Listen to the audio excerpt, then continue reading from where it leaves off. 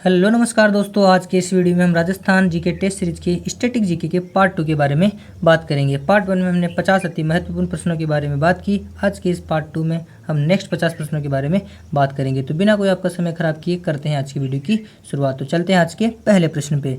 तो पहला प्रश्न अपने को क्या दे रखा है, राजस्थान की क्षेत्रीय भाषा क्या है। तो पहला ऑप्शन दे रखा अपने को हिंदी, दूसरा ऑप्शन दे रखा राजस्थानी, तीसरा ऑप्शन दे रखा मराठी और चौथा ऑप्शन दे रखा अपने को कोंकणी। तो इस सवाल का सही जवाब हो जाएगा अपने पास में राजस्थानी, अर्थात राजस्थान की क्षेत्रीय भाषा कौन सी हो जाएगी, राजस्थानी। जबकि राजस्थान की ऑफिशियल लैंग्वेज के बारे में बात करें तो इसका सही जवाब हो जाएगा हिंदी। तो ऑप्शन नंबर 2 इस सवाल का राइट आंसर हो जाएगा। चलते हैं अगले प्रश्न पे।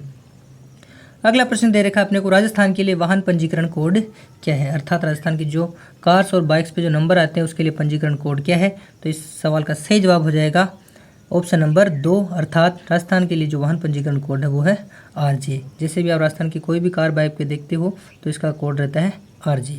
चलते हैं आज के नेक्स्ट प्रश्न पे। अगला प्रश्न दे रखा है, एक पत्थर के शिलालेख में राजस्थान का सबसे पुराना संदर्भ कब पाया जाता है, अर्थात राजस्थान के बारे में सबसे पुराना अवशेष या संदर्भ कब पाया जाता है। तो इस सवाल के लिए ऑप्शन दे रखा अपने को, पहला 675 CE अर्थात 675 ईसा पूर्व, 655 CE, 645 CE और 625 CE। तो इस सवाल का सही जवाब हो जाएगा अपने पास में ऑप्शन नंबर 4, अर्थात 625 ईसा पूर्व में राजस्थान का सबसे पुराना संदर्भ पाया जाता है। अब चलते हैं अगले प्रश्न पे।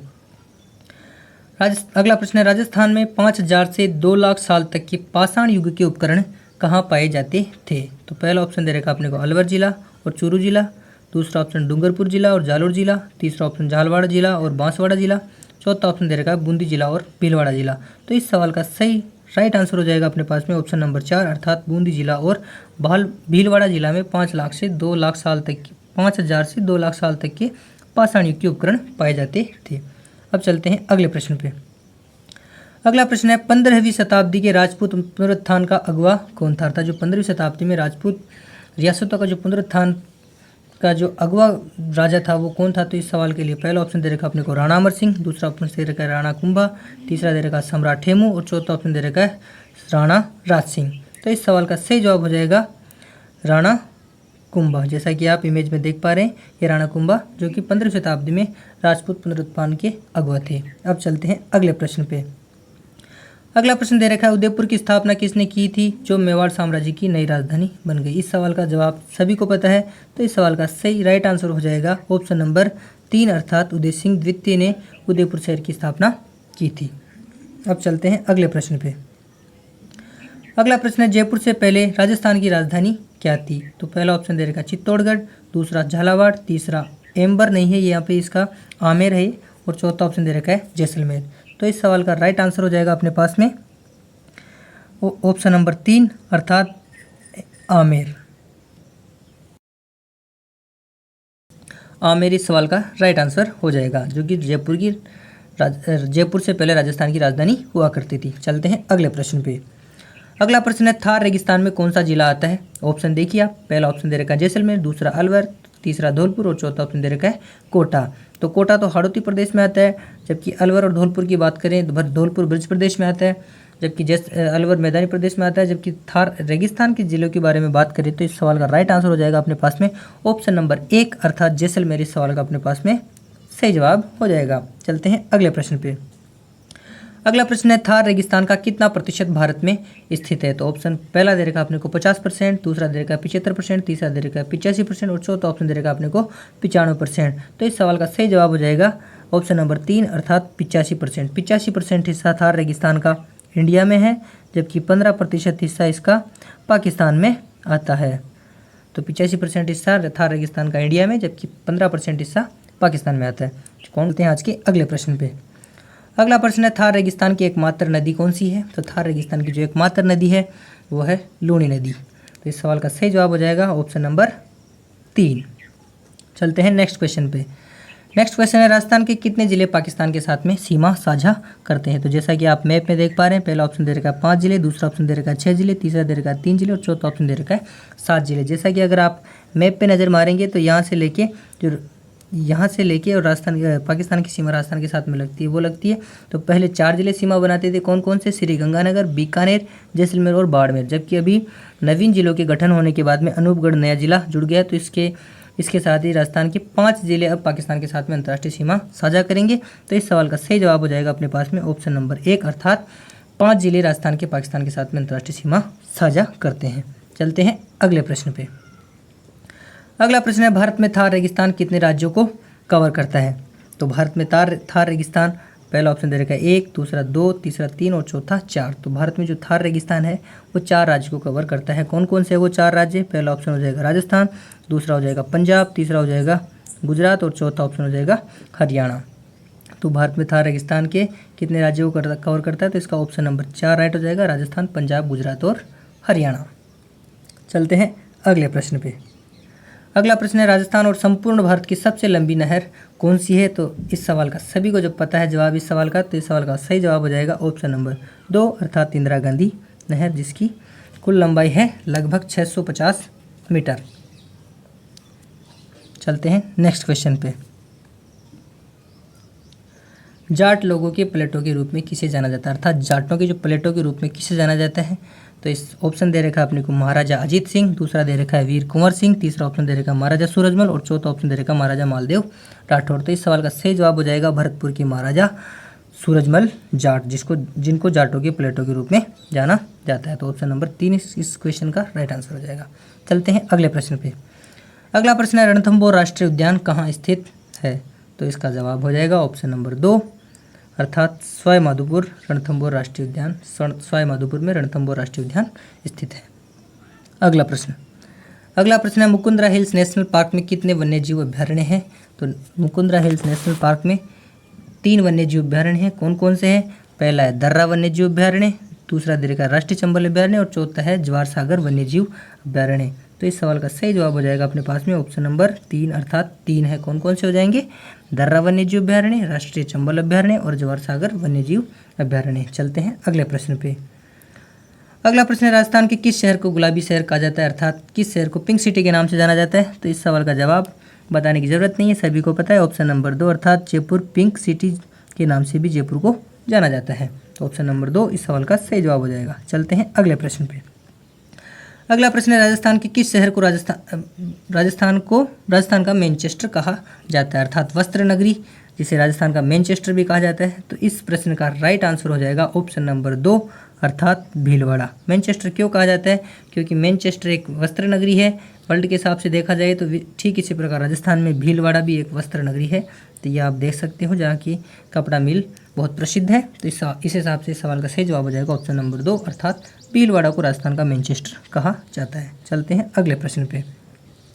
अगला प्रश्न है, राजस्थान के किस शहर को पूर्व का वेनिस कहा जाता है? तो ऑप्शन पहला दे रखा उदयपुर, दूसरा जयपुर, तीसरा जोधपुर और चौथा जैसलमेर। तो इस क्वेश्चन का राइट आंसर हो जाएगा ऑप्शन नंबर 1, अर्थात उदयपुर को पूर्व का वेनिस कहा जाता है। चलते हैं अगले प्रश्न पे। अगला प्रश्न है, राजस्थान के किस शहर को ऊँट देश नहीं, यहाँ पे ऊँटों का देश आएगा, तो ऊँटों का देश कहा जाता है? तो पहला ऑप्शन दे रखा है अपने को उदयपुर, अलवर, बीकानेर और चित्तौड़गढ़। तो ऊँट को रेगिस्तान का जांच कहा जाता है, तो रेगिस्तान में से एक ही जिला है यहाँ पे, तो वो कौन सा है यहाँ पे दे रखा है? ऑप्शन नंबर 3, अर्थात बीकानेर। तो बीकानेर को ऊँटों का देश कहा जाता है। तो ऑप्शन नंबर 3 इस प्रश्न का राइट आंसर हो जाएगा। चलते हैं अगले प्रश्न पे। अगला प्रश्न है, राजस्थान में कौन सी पर्वत श्रृंखला स्थित है? तो राजस्थान में जो पर्वत श्रृंखला स्थित है अरावली पर्वतमाला है। तो इस सवाल का सही जवाब हो जाएगा ऑप्शन नंबर 2, अरावली रेंज। अब चलते हैं अगले प्रश्न पे। अरावली पर्वतमाला का सबसे ऊंचा स्थान कौन सा है? तो अरावली पर्वतमाला का ऊंचा स्थान है गुरु शिखर। इसके बाद में शेर पर्वत है। तो अब इस सवाल का सही जवाब हो जाएगा अपने पास में गुरु शिखर, जो कि अरावली पर्वतमाला का सबसे ऊंचा स्थान है, अर्थात ऑप्शन नंबर 3 इसका राइट आंसर हो जाएगा। चलते हैं नेक्स्ट क्वेश्चन पे। अरावली शब्द का संस्कृत अर्थ क्या है? अरावली संस्कृत का शब्द है, जिसका हिंदी अर्थ क्या होता है? तो पहला ऑप्शन दे रखा है चोटियों की रेखा, दूसरा दे रखा है पर्वत रेखा, तीसरा दे रखा है चट्टानों की रेखा और चौथा दे रखा है बस्तियों की रेखा। तो इस प्रश्न का सही जवाब हो जाएगा अरावली का मतलब हो जाएगा चट्टानों की एक रेखा। तो अर्थात ऑप्शन नंबर 3 इस सवाल का सही जवाब हो जाएगा। चलते हैं नेक्स्ट प्रश्न पे। नेक्स्ट प्रश्न है कि गुरु शिखर की ऊंचाई कितनी है? गुरु शिखर जो कि राजस्थान की सबसे ऊंची चोटी है, जो कि सिरोही में आती है। तो इसका सबसे जो ऊंचा पर्वत है उसकी जो गुरु शिखर है उसकी सब लंबाई कितनी है, तो इसका उत्तर हो जाएगा ऑप्शन नंबर 2 अर्थात 1732 मीटर गुरु शिखर की ऊंचाई है। चलते हैं नेक्स्ट प्रश्न पे। अरावली पर्वतमाला कितने राज्यों से होकर गुजरती है? तो अरावली पर्वतमाला भारत के 4 राज्यों से होकर गुजरती है। कौन कौन से हैं वो 4 राज्य? तो इसका हो जाएगा पहला राजस्थान, तीसरा हो जाएगा गुजरात, दूसरा हो जाएगा गुजरात, तीसरा हो जाएगा हरियाणा और चौथा हो जाएगा दिल्ली। तो इसका ऑप्शन नंबर 1 राइट आंसर हो जाएगा। तो अरावली पर्वतमाला भारत के 4 राज्यों से होकर गुजरती है, राजस्थान, गुजरात, हरियाणा और दिल्ली। अब चलते हैं नेक्स्ट प्रश्न पे।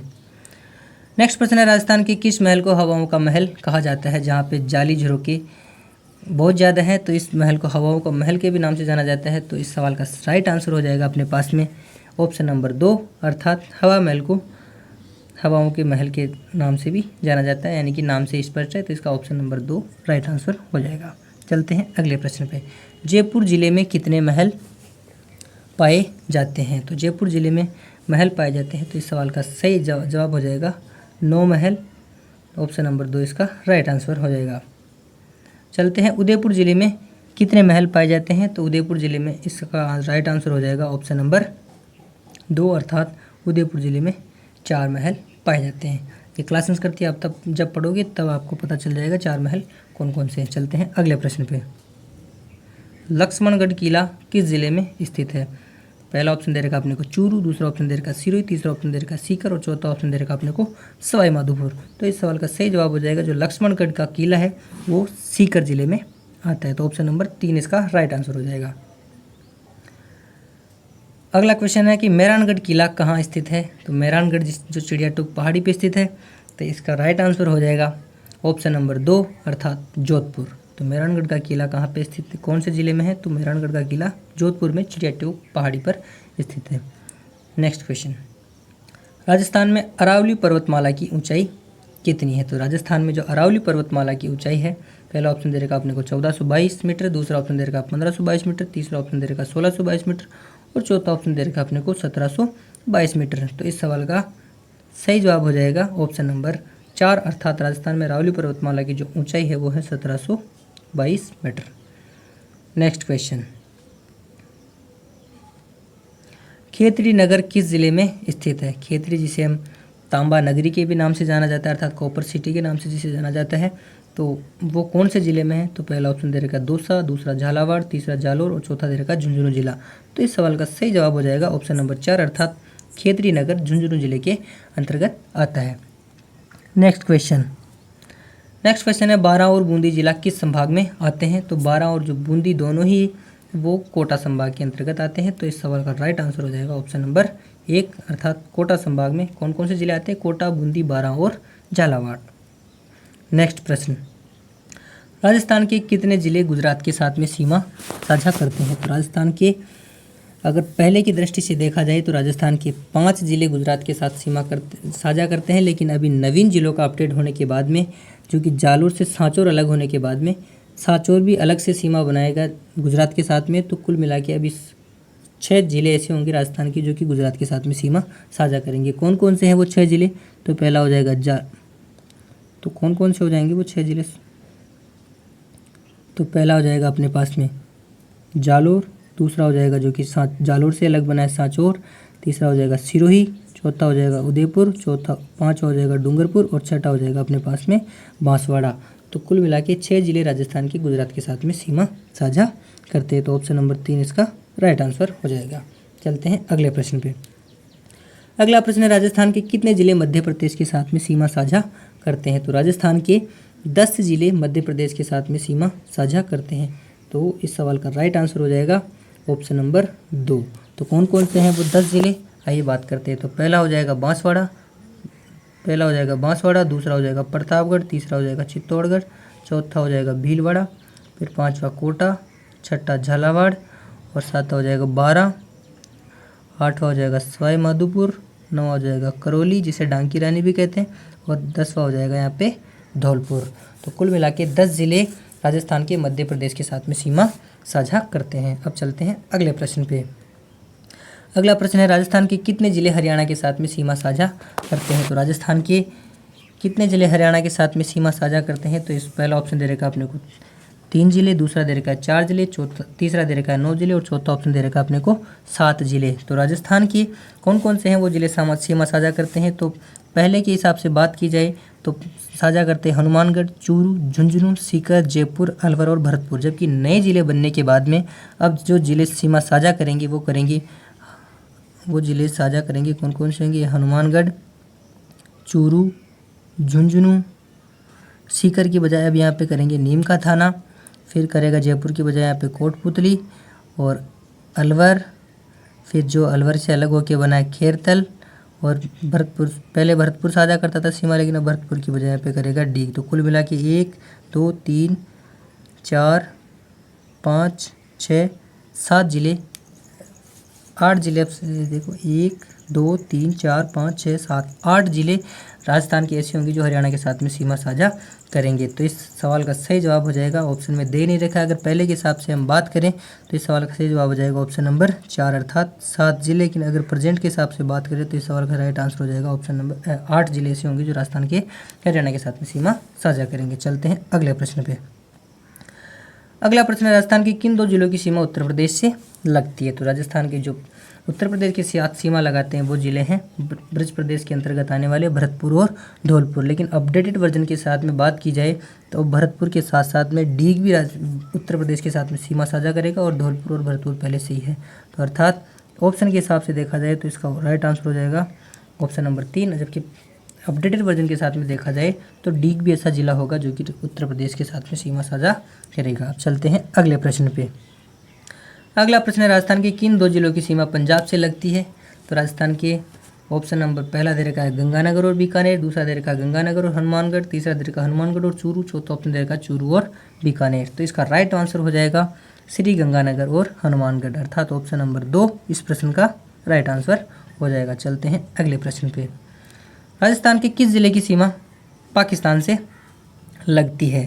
तो अगर प्रश्न के हिसाब से देखा जाए तो ऑप्शन दे रखा है अपने को जैसलमेर, बाड़मेर, बीकानेर और श्रीगंगानगर, जो कि चारों जिले ही ऐसे हैं जो कि पाकिस्तान के साथ में सीमा लगाते हैं। लेकिन यहाँ पे ये टाइपिंग मिसप्रिंट है, यहाँ पे लगती के बजाय यहाँ पे आएगा कि कौन से ज़िले के साथ में सबसे लंबी सीमा लगती है। तो यहाँ पे लंबी सीमा के बारे में बात करें तो बाड़मेर ज़िले की सीमा पाकिस्तान के साथ में सर्वाधिक लगती है। तो इस सवाल का सही जवाब हो जाएगा ऑप्शन नंबर 2। चलते हैं अगले प्रश्न पे।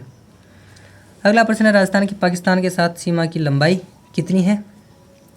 तो इस सवाल का सही जवाब हो जाएगा अपने पास में पहला ऑप्शन दे रखा है 1170 किलोमीटर, दूसरा ऑप्शन दे रखा है 1222 किलोमीटर और तीसरा ऑप्शन दे रखा है 506 किलोमीटर और चौथा ऑप्शन दे रखा है अपने को 425 किलोमीटर। तो इस सवाल का राइट आंसर हो जाएगा अपने पास में ऑप्शन नंबर 1 अर्थात यहाँ पे टाइपिंग मिसप्रिंट है, यहाँ पे 1070 किलोमीटर इसका राइट आंसर हो जाएगा। तो पाकिस्तान के साथ में राजस्थान की कितनी सीमा लगती है? तो वो लगती है 1070 किलोमीटर। चलते हैं अगले प्रश्न पे। राजस्थान और मध्य प्रदेश से होकर कौन सी नदी बहती है? तो पहला ऑप्शन दे रखा है बनास नदी, दूसरा ऑप्शन दे रखा है चंबल नदी, तीसरा साबरमती नदी और चौथा दे रखा है माही नदी। तो इस प्रश्न का सही जवाब हो जाएगा अपने पास में ऑप्शन नंबर 2 अर्थात चंबल नदी, जो कि राजस्थान और मध्य प्रदेश से होकर बहती है। चलते हैं अगले प्रश्न पे। अगला प्रश्न है, थार मरुस्थल का सबसे बड़ा शहर कौन सा है? तो ऑप्शन दे रखा है बाड़मेर, दूसरा गंगानगर, तीसरा जोधपुर और चौथा बीकानेर। तो थार मरुस्थल का सबसे बड़ा शहर ऑप्शन के हिसाब से देखा जाए तो जिसे हम ब्लू सिटी के भी नाम से जानते हैं, तो इसका राइट आंसर हो जाएगा ऑप्शन नंबर 3 अर्थात जोधपुर थार मरुस्थल का सबसे बड़ा शहर है। अब चलते हैं अगले प्रश्न पे। अगला प्रश्न है, थार रेगिस्तान का प्रवेश द्वार कौन सा है? तो ऑप्शन दे रखा है पहला नागौर, दूसरा बाड़मेर, तीसरा बीकानेर, चौथा जोधपुर। तो इस प्रश्न का राइट आंसर हो जाएगा ऑप्शन नंबर 4 जो कि थार मरुस्थल का सबसे बड़ा जिला है। अभी हमने प्रीवियस क्वेश्चन में देखा। तो अब प्रवेश द्वार भी के बारे में बात करें तो इसका राइट आंसर हो जाएगा ऑप्शन नंबर 4 अर्थात जोधपुर रेगिस्तान का प्रवेश द्वार कहलाता है। चलते हैं अगले प्रश्न पे। संस्कृत शब्द मारू का अर्थ क्या है? तो जो पहला ऑप्शन दे रखा है मेरी भूमि, दूसरा दे रखा है रेगिस्तान, तीसरा पहाड़ियाँ और चौथा वर्षा छाया। जैसा कि आप इमेज में देख पा रहे हैं तो इस सवाल का राइट आंसर हो जाएगा मारू का जो अर्थ होता है वो होता है रेगिस्तान। मरुस्थल मारू से ही बना है मरुस्थल अर्थात रेगिस्तान की भूमि। अब चलते हैं अगले प्रश्न पे।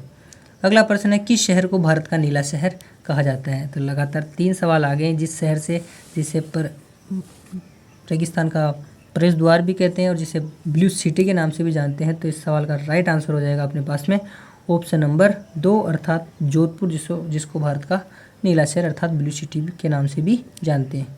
नेक्स्ट क्वेश्चन, कौन सी नदी हरियाणा से निकलती है और थार रेगिस्तान में गायब हो जाती है? तो पहला ऑप्शन दे रखा अपने को घग्गर, दूसरा मारकंडा, तीसरा साहिबी और चौथा सोम। तो इसका राइट आंसर हो जाएगा घग्गर नदी है जो कि हरियाणा से निकलती है और थार रेगिस्तान में गायब हो जाती है। तो ऑप्शन नंबर 1 इसका राइट आंसर हो जाएगा। चलते हैं अगले प्रश्न पे। अगला प्रश्न है कि राजस्थान का राज्य दिवस कब मनाया जाता है? तो पहला ऑप्शन 30 मई, दूसरा 30 अप्रैल, तीसरा 30 मार्च और चौथा 30 नवंबर। तो सभी को पता है कि राजस्थान का राज्य दिवस कब मनाया जाता है। तो इसका राइट आंसर हो जाएगा ऑप्शन नंबर 3 अर्थात 30 मार्च को राजस्थान का राज्य दिवस मनाया जाता है। नेक्स्ट क्वेश्चन, राजस्थान के राज्य प्रतीकों का गठन दिवस कब मनाया जाता है? तो पहला ऑप्शन दे रखा है 1 नवंबर, दूसरा 1 अगस्त, तीसरा 1 दिसंबर और चौथा दे रखा है 1 मार्च। तो इस सवाल का जो सही जवाब होगा वो होगा ऑप्शन नंबर 1 अर्थात 1 नवंबर को राजस्थान के राज्य प्रतीकों का गठन दिवस मनाया जाता है। नेक्स्ट क्वेश्चन है कि गोडवार राजस्थान का कौन सा क्षेत्र है अर्थात गोडवार प्रदेश किस क्षेत्र को कहते हैं? तो पहला ऑप्शन दे रहेगा उत्तर पूर्व, दूसरा दक्षिण पश्चिम और चौथा दक्षिण पूर्व, तीसरा दक्षिण पूर्व और चौथा उत्तर पश्चिम। तो जो गोडवार प्रदेश के अंतर्गत जिला आते हैं तो वो आते हैं दक्षिण पश्चिम के अर्थात जो सिरोही जालोर वाला बेल्ट है ये वाला, तो ये दक्षिण पश्चिम के अंतर्गत आता है जिसे हम गोडवार प्रदेश के नाम से भी जानते हैं। तो इसका राइट आंसर हो जाएगा ऑप्शन नंबर 2 अर्थात दक्षिण पश्चिम। अब चलते हैं अगले प्रश्न पे। अगला प्रश्न और आज का अंतिम प्रश्न। तो सवाल क्या है, राजस्थान में डेजर्ट नेशनल पार्क किस जिले में स्थित है?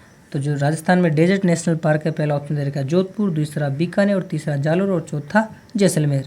अगर ऑप्शन के हिसाब से बात की जाए तो इसका राइट आंसर हो जाएगा जैसलमेर जिला। जबकि डेजर्ट जो नेशनल पार्क है वो 2 जिलों में फैला है, जैसलमेर और बाड़मेर में। लेकिन जैसलमेर में सर्वाधिक एरिया इसका 1900 स्क्वायर किलोमीटर में फैला है, जबकि बाड़मेर में बात करें तो बाड़मेर में इसका क्षेत्रफल है 1262 स्क्वायर किलोमीटर।